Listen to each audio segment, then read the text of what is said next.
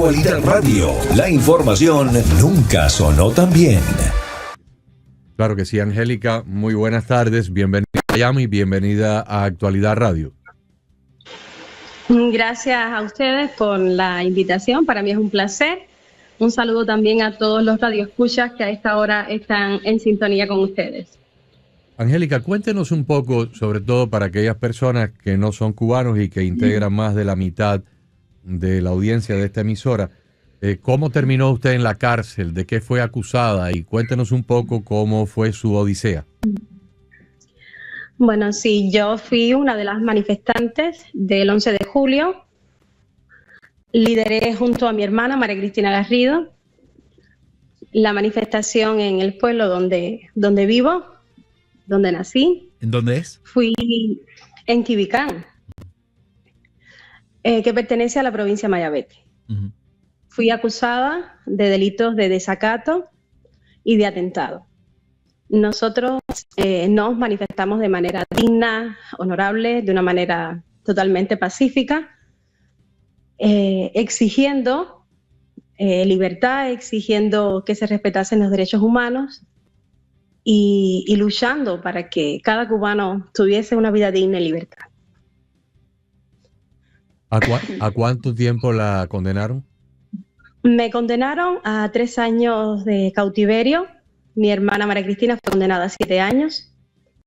La estancia en prisión fue un proceso totalmente desgarrador porque en ese periodo de tiempo donde estaba privada de mi libertad sucedieron muchos acontecimientos tristes para las hermanas Garrido. Perdimos a nuestros padres el primer año de prisión. Quedamos totalmente huérfanas. También resaltar el hecho de nuestro arresto, que fue totalmente arbitrario. Fuimos víctimas de torturas físicas, de golpes, de maltratos. A mi hermana la golpearon muchísimo, dejándole secuelas en su cuerpo para que gritara "Viva Fidel" y "Viva el comunismo". Fue secuestrada por 18 días y no sabía dónde la tenían.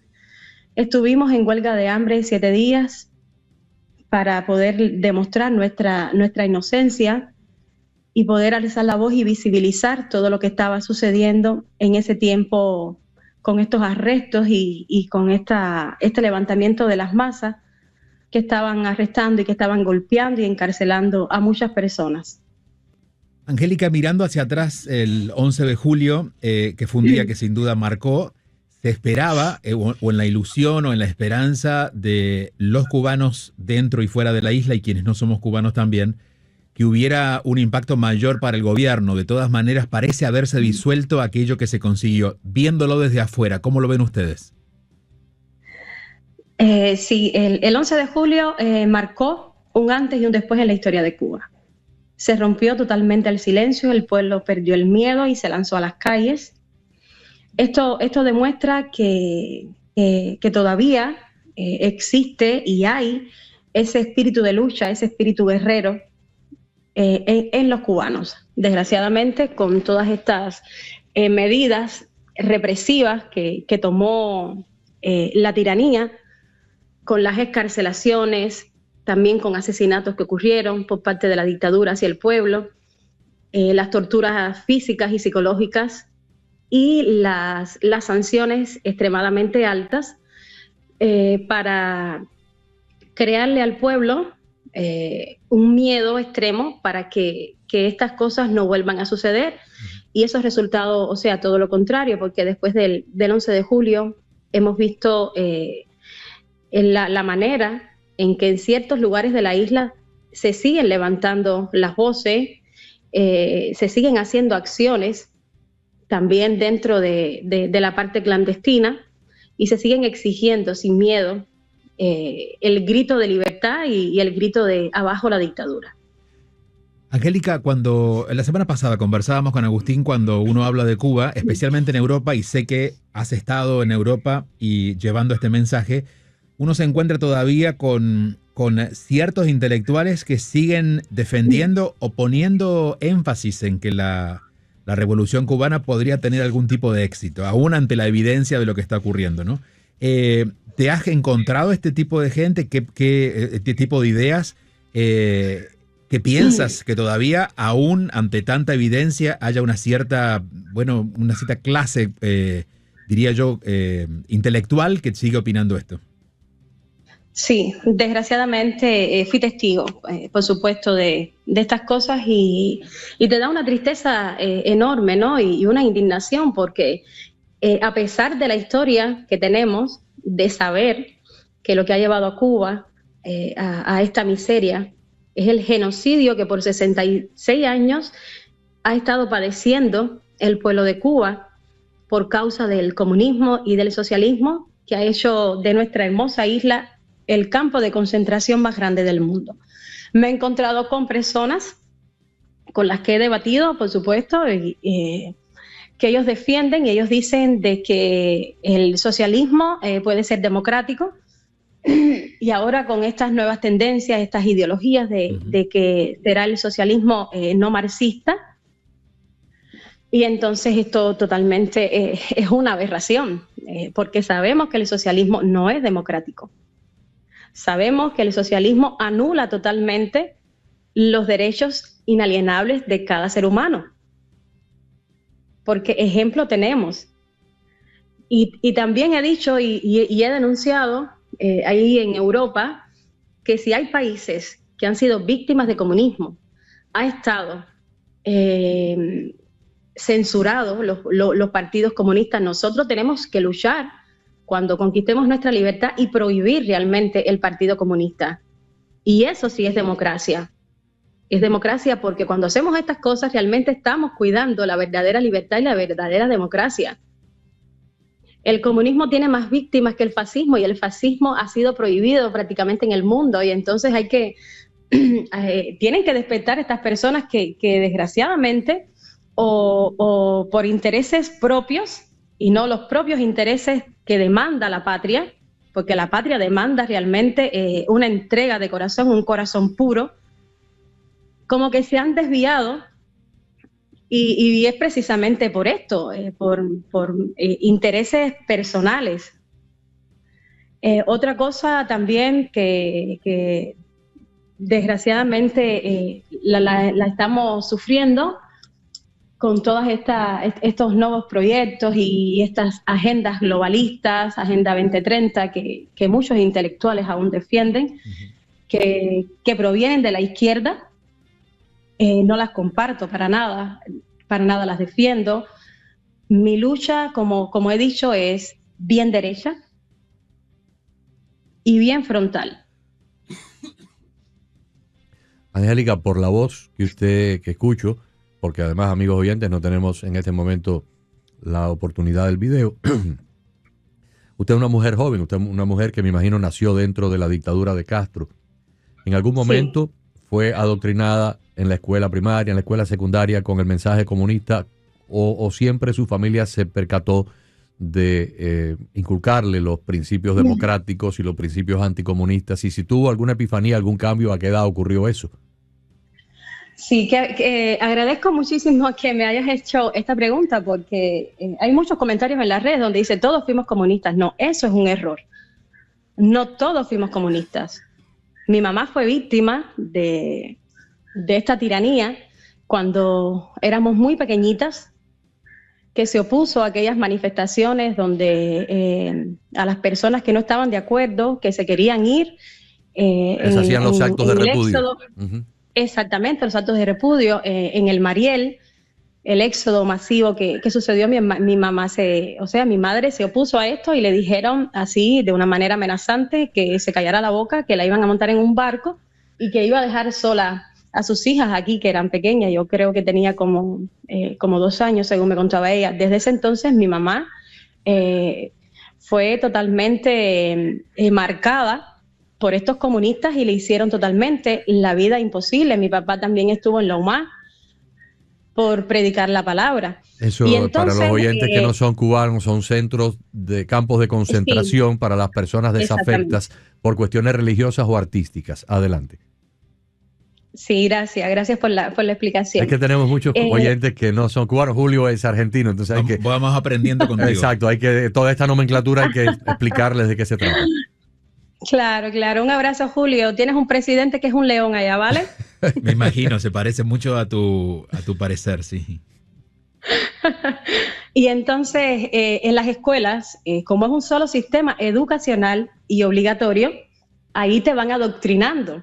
Pero cuando tú llegas a casa, que tienes unos padres con esa visión, con lo que han vivido, por supuesto que ellos te dicen, eso no es así. A mi mamá la tildaban el título de gusana, como decía Fidel Castro, los que no estaban con el comunismo, decíamos que éramos gusanos.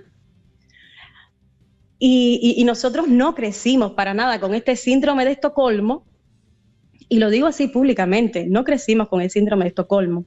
Nunca agradecimos nada a la famosa revolución con la cual ellos se jactaban, porque en Cuba todo lo han mezclado con comunismo, y revolución no es sinónimo de comunismo, es todo lo contrario. Angélica, cuando te escucho y pienso también en tu madre, me pregunto cómo aguantaron, cómo se hace para sobrevivir en ese entorno y seguir viviendo.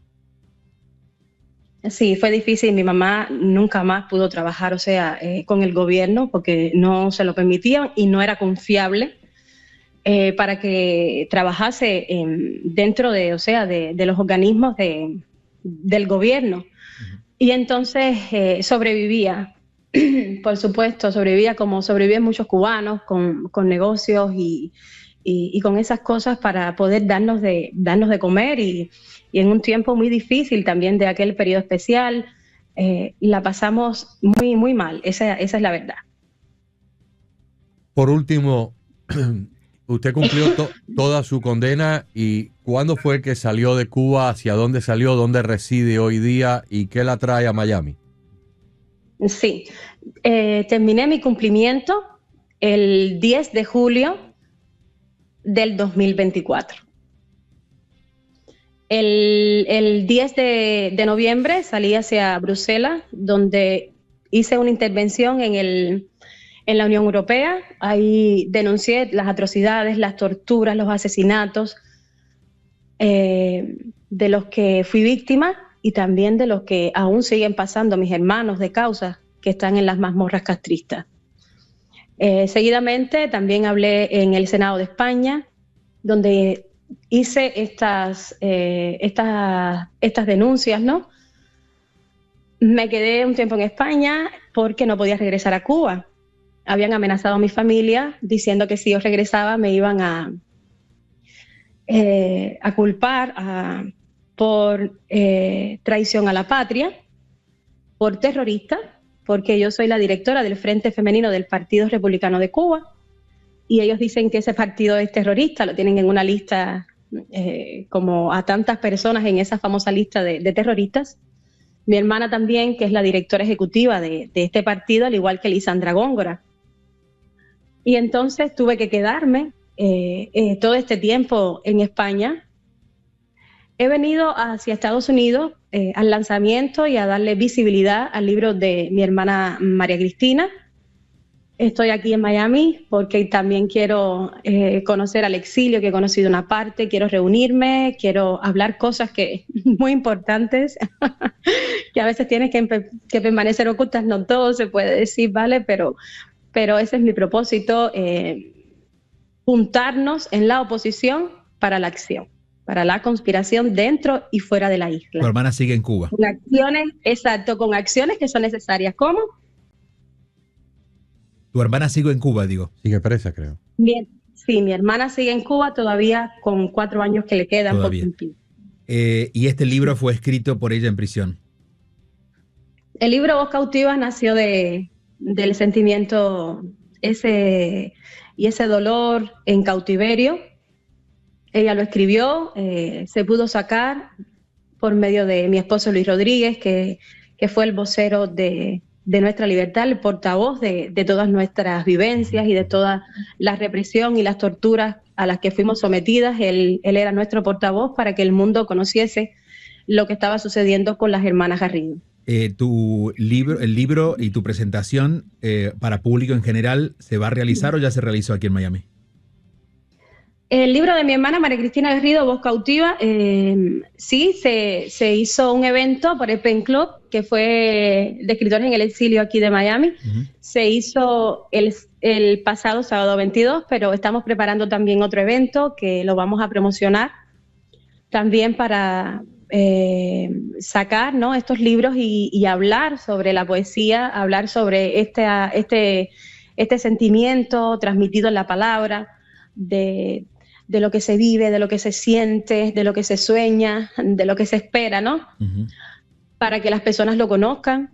Queremos hacer otro evento para promocionar Voz Cautiva. Por cierto, bueno, nos avisarán con tiempo, pero en referencia a esto quisiera preguntarte de dónde nace la esperanza para mirar hacia adelante con una realidad tan dura. ¿Dónde se nutren para tener esperanza? Bueno, primeramente somos mujeres de fe. Nos nutrimos de esa fe que tenemos en nuestro Señor, que Dios es justicia y es verdad. También nos nutrimos del sufrimiento, porque aunque muchos no lo crean, el sufrimiento te ayuda a crecerte. Claro. Y si no tuviésemos esa esperanza, es como que todo se derrumba, como que todo ha sido en vano. Entonces, tantos muertos que ha tenido, tanta sangre derramada, o sea, va a ser en vano. Tantos presos que estuvieron en las mazmorras castristas siendo torturados, fue en vano. Nuestra lucha entonces sería en vano y entonces eso no puede ser. Nos inspiramos en la historia, nos inspiramos en el dolor, nos nutrimos de eso para seguir luchando, para no desanimarnos y estar más fuerte que nunca. ¿Dónde se puede conseguir el libro? ¿Dónde las personas pueden adquirir una copia o leerlo? Sí, ellos están en Amazon. Ahí están las 3 publicaciones de la literatura de María Cristina Garrido. Está Examen de Tiempo, está Voz Cautiva, que fue el que escribió en prisión, y está su último libro, Dos Ríos, que es de poesía. Mi hermana es una poeta encarcelada. Y es triste esta historia porque ellos han querido silenciar esa voz, ellos han querido apagar esa luz que ella representa como parte del liderazgo dentro de la oposición cubana, como ese faro también de esperanza, porque mi hermana mueve las masas. Y sin embargo no lo han logrado, porque esa alma de poeta y ese corazón de guerrera nunca ha dejado de latir y de luchar. Muy bien, o sea que si ponen en el buscador de Amazon el nombre de ella, María Cristina Garrido, deben aparecer sus obras. Sí, exactamente. Muy bien. Perfecto, muchísimas gracias. Y siga adelante, gracias, siga luchando. A eso vine. ¿Cómo no? Gracias. Muchas gracias.